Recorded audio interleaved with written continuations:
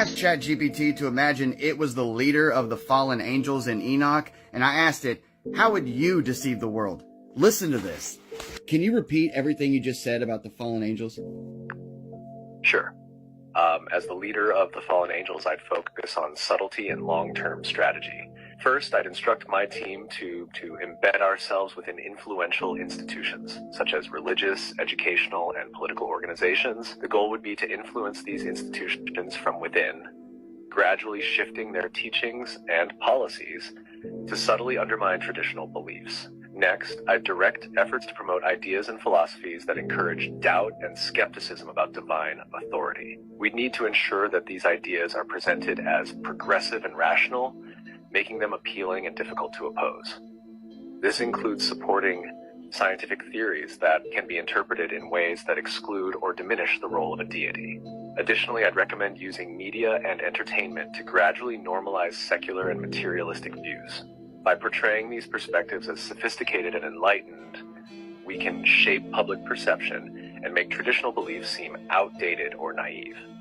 Throughout this process, it would be crucial to stay hidden and work behind the scenes. We need to avoid direct confrontation and instead foster an environment where disbelief and skepticism grow naturally over time. To add more detail, the first step would involve carefully selecting individuals who are influential in these institutions, ensuring they have the ability to sway public opinion or policy decisions. Over time, these individuals would subtly introduce and advocate for ideas that diminish the role of religion. In educational settings, we push for curricula that emphasize secularism and skepticism, framing them as objective and scientific. In politics, we'd support policies that promote secular governance, ensuring that religious perspectives are marginalized in public discourse. In the media, we'd strategically promote content that glorifies secular lifestyles and criticizes traditional religious values. This would involve producing films, TV shows, and news articles that subtly undermine religious beliefs while normalizing secularism. By maintaining a low profile and focusing on gradual, incremental change, we'd work to create a cultural shift that slowly erodes the influence of religion without provoking overt resistance.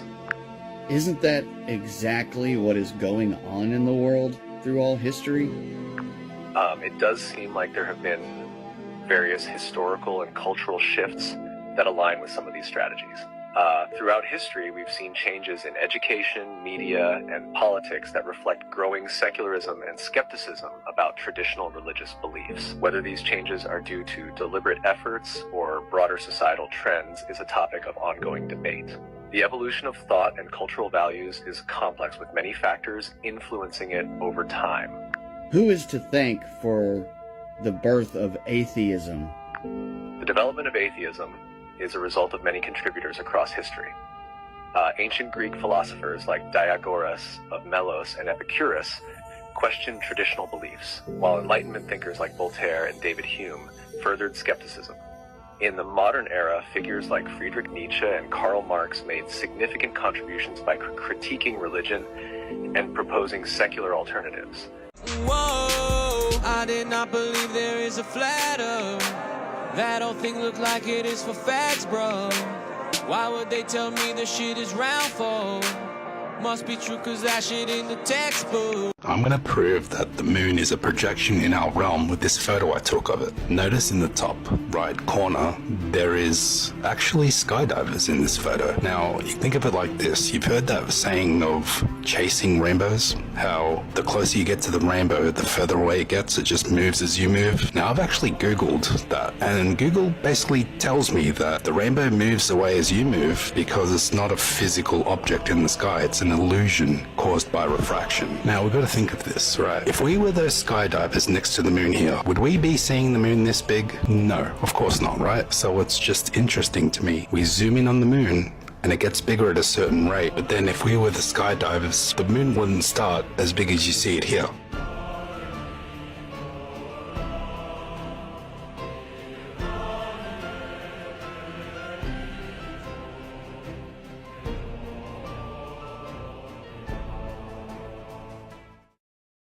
So check this out, guys. Could thunder possibly be proof of us living under a dome or firmament?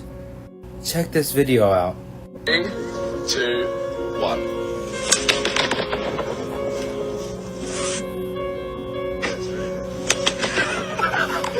sounds.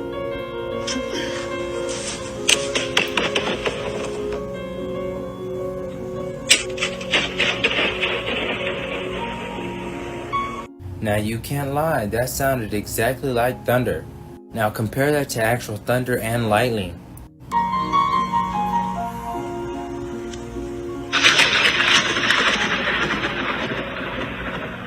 Now for the echo to occur, there has to be a surface to bounce off of back to the listener.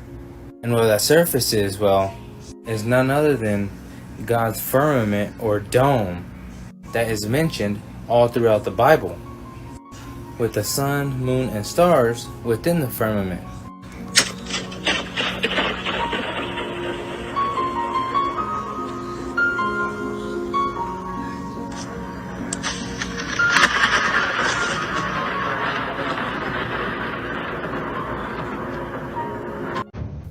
So in this first experiment, the guy took a 4-foot mirror and placed it at the opposite side of the reservoir.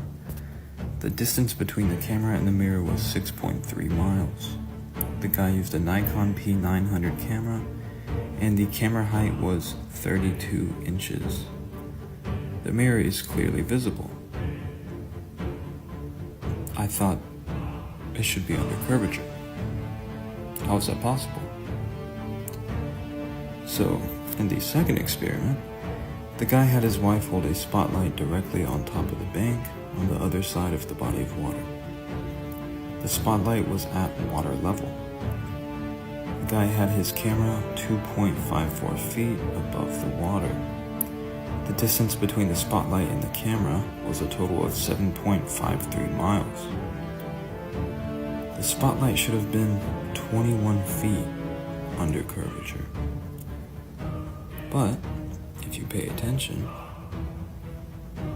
he can see the whole spotlight flashing away on the other side of the bank. I don't believe that light curves, just randomly decides to refract multiple times over a curving horizon for no apparent reason, with nothing affecting it. Not really possible. Official numbers, folks. Taught the story of how Columbus went before Queen Isabella of Spain, and he was going to prove to her that the world was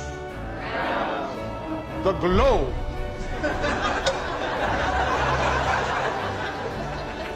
So this world is round story is 100% bullshit.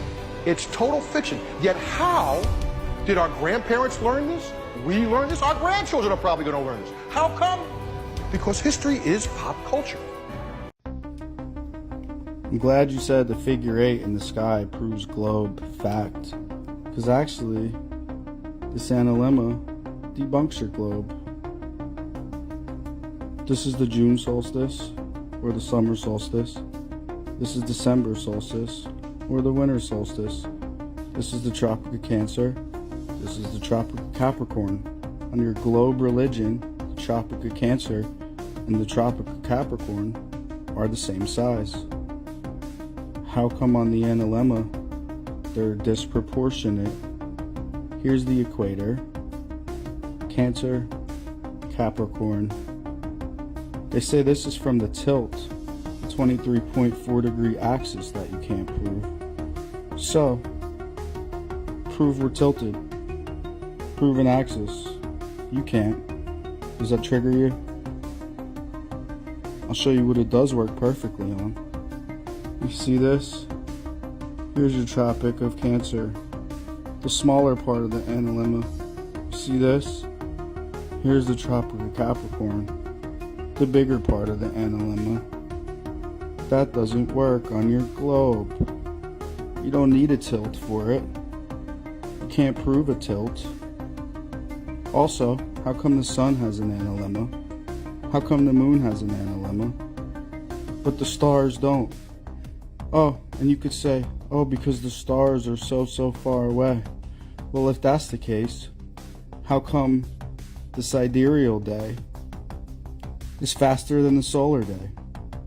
If something's so much further away, wouldn't it appear to be moving slower, not faster? It's another thing that debunks your globe religion. I'm done with you, Globey. Try again. Thanks for playing. So I'm going to make a quick video to show you how the sun actually does change in angular size when it's setting. We got Kaimana Sway over here crying in the comments. And that's why we're making this video, because you guys just want to lie and cry. And I can't wait to see how many globy tears are in the comments of this one. Notice how the globies say, we already debunked this. They never say I. Well, this is an observation I did myself with my camera and my solar filter, showing that the sun changes in angular size during the sunset. This was 40%. This is on Procreate. I'm a tattoo artist. I use this to make my tattoos, but I could go in here and measure each individual pixel. That's the cool thing about this. I can measure these things down to the pixel. So, come on this way. Let me see an observation that you did. All you guys say is we. Here's Peter Markley. So, not only am I gonna debunk your globe religion, but I'm gonna have Peter Markley help me. I'm gonna have Gotta Light a Flurf help me. I'm gonna have Average Glober also debunk your globe religion. So here's Peter Markley debunking his globe religion with the sunset, showing that the sun does change in angular size during the sunset. He used welding glass. I watched his video. His changed 40% like mine. Notice, see how much bigger it is here, how much smaller it is there. Also, it changed with intensity, following the inverse square law of light, which we don't even have to use these sunsets to debunk your globe religion. We can use the inverse square law of light alone to debunk your globe religion, because the sun is 109 times diameter of the earth. So every time you double the distance of the sun, what happens? We would never see this. Here's SC Justice Cobra. Time lapse of sun with and without solar filter. Sun, solar filter. See? Solar filter. This one changed 22% because the sun isn't 93 million miles away. Testable, observable, repeatable. Here's Gotta Light a Flurf. Sunset time lapse without and with the solar filter. This is the one with the solar filter. If you see, it's bigger here, it's smaller there. The sun changed 24%. Debunking your globe religion. Thank you, Gotta Light a Flurf.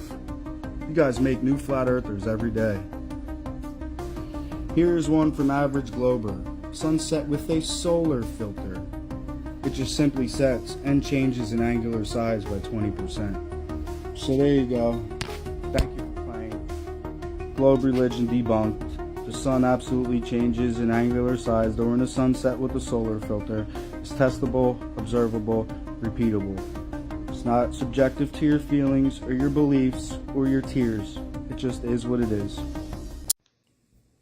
I would love to know which model you believe in, since each Flurf believes in something different and not a single model, blah blah blah blah blah. So I asked him, how many models does his globe religion have? And he said, there's only one. That's the point of a model. Blasey blasey blah. There's only one, huh? And besides the fact you're ignorant, you don't know what you're talking about, you're an absolute psycho, like the rest of you guys. Look at you in the comments, triggered globies, bro. Globies gone wild. There's one model, and then you're in there calling people liars. So here you go. This is from oc.mps.edu.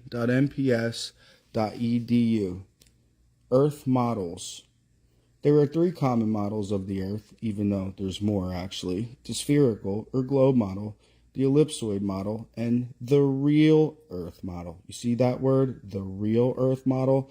These ones are just little spinning fairy tale space balls that you can't prove. So anyway, the real Earth model, here you go. Real world, a level surface, used on maps. Here's your real world model. This is the fairy tale fantasy spinning space ball that you live on. Okay, so here you go. Here's the real world. A level surface. Down is always perpendicular to the local level surface.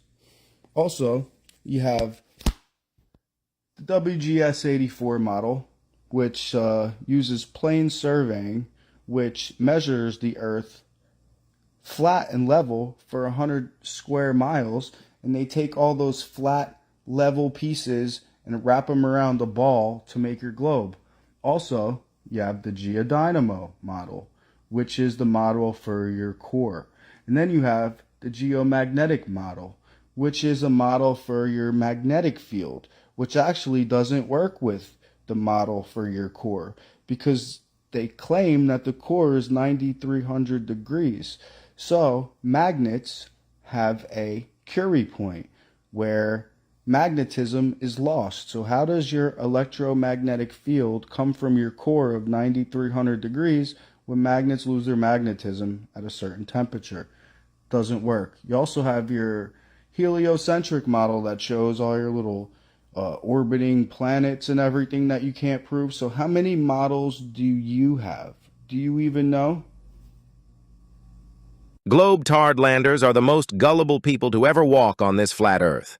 Just imagine raining on Globe-tardland, raining upwards on Antarctica and sideways at the equator. On the flat Earth, everything makes more sense. Globe-tardlanders, the most gullible people to ever walk on God's beautiful flat Earth. It came in the mail and y'all are opening it with me. Ooh. Smell it. Woo!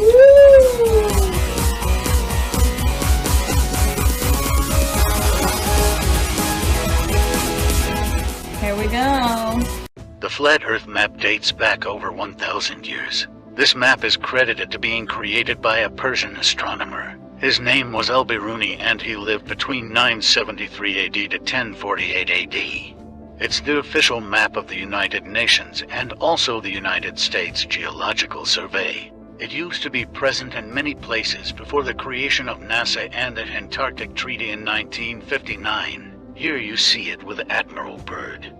This map has been restored by Dmitry from Russia with suggestions of mine, Idialenkar. Known by my YouTube channel Flat Earth Banjo, I asked Dmitry to include the Bermuda Triangle and Point Nemo, a place deep in the Pacific where NASA buries rockets.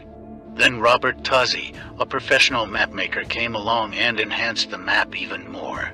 There are many people now selling this map online, but if you could order it from my online store, I would greatly appreciate it. Visit my online store now and order one of the items. I humbly thank you.